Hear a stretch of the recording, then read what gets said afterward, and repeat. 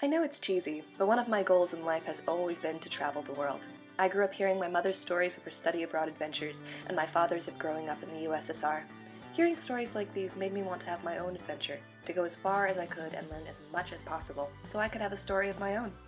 So on August 21st, I woke up bright and early, leaving my home in San Francisco, California, my family, my friends, and my lovely cats, and hopped on an 11-hour flight to London, England, to participate in Northeastern's NUN program with the new College of Humanities. As a theater major, it made perfect sense for me to begin my college education in London. After all, it is the theater capital of the world.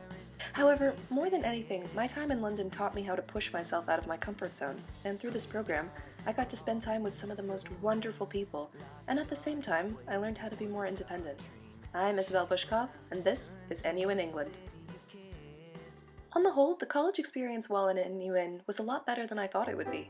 I had only one lovely roommate, a sizable window looking out on, alright, maybe the view wasn't that breathtaking, and a single bathroom in our own dorm, which we both shared. Not bad. I'd been placed in the Chapter King's Cross accommodation. Chapter students were only a short walk away from King's Cross Station and only one stop away from NCH on the Piccadilly line, or a 20-minute walk, which I normally opted for. There are benefits to being a college student in London. I was taking philosophy, art history, and a course on British drama, and was learning more than I ever had in high school. While my Mondays were packed, my Thursdays and Fridays were relatively free, so I used that time to explore the city. London is a fantastic place, and there will always be surprises around every corner. Also, the English take on American food here is absolutely hilarious. I spent my evenings going to see plays. Some of them were awe-inspiring, others not so good, but I felt lucky to be able to see so many shows at such reasonable prices, so even the subpar ones were worth it. Everyone here had one thing they were most excited about. Me? I was excited for the Globe. I went to see Henry IV Part 1. I then went back to see A Midsummer Night's Dream with the rest of NUN England. I then went back again to see Henry V, this time in the pouring rain. And then just for good measure, I went back one more time the next night to see The Merry Wives of Windsor, also in the pouring rain. By seeing these shows, I was able to pick up some tips for how to stage a show so beautifully with limited tech. While I had fun in England, there were some downsides to the experience. I had been under the impression that it would be relatively easy to get my work done early, get everything I needed, and make friends. My workload was a lot more time-consuming than I had imagined, and I often had to stay behind while my friends went out. Another thing that surprised me was how expensive London is. I thought I would have enough money to get through the semester. Turns out I was slightly underprepared. I will say that because I did not have an unlimited budget, this forced me to learn how to manage my finances. It was difficult to find a balance, but I learned a skill that I will never forget. The other thing I would splurge on besides performances was travel. Over the course of my time in Europe, I visited Paris, a beautiful pastry-filled place, Budapest, Vienna, and Prague, to name a few.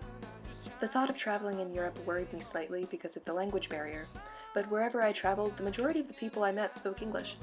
I was also surprised how prevalent English and American culture was in mainland Europe. I felt like I was always surrounded by American music and stores.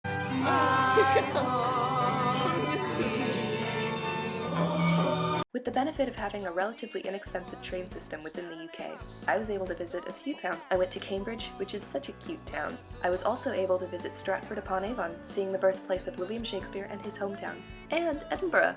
It had always been a goal of mine to visit Scotland, and luckily, I was able to visit twice while in NUN. The first time was on a school excursion, and the second time was on my own to see the annual Scottish Fiddle Festival. I wouldn't say that I'm a solitary person by any means, but I always found that I needed a good amount of time to just be on my own.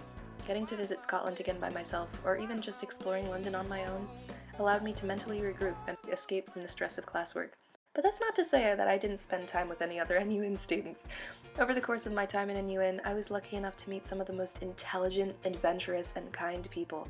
People who are actively trying to push boundaries even at this point in their college career. My time in London was eye-opening, thought-provoking, and so many more adjectives. I visited Westminster Abbey, Stonehenge, Westminster Castle, Buckingham Palace, the Leek Street Tunnels, Portobello Road, Camden and Spitalfields markets, many museums including the Wallace Collection and the Tate Modern, experienced Paris in the middle of a massive protest, saw the Sacré-Cœur, I was very close to the set of the new James Bond film, learned how to buy groceries and cook for myself, had high tea, wrote so many essays, stood on the film site of the hit TV show Sherlock, traveled on the Eurostar, saw and made way too many Game of Thrones references, drank lots of hot chocolate, and ate a lot of good food.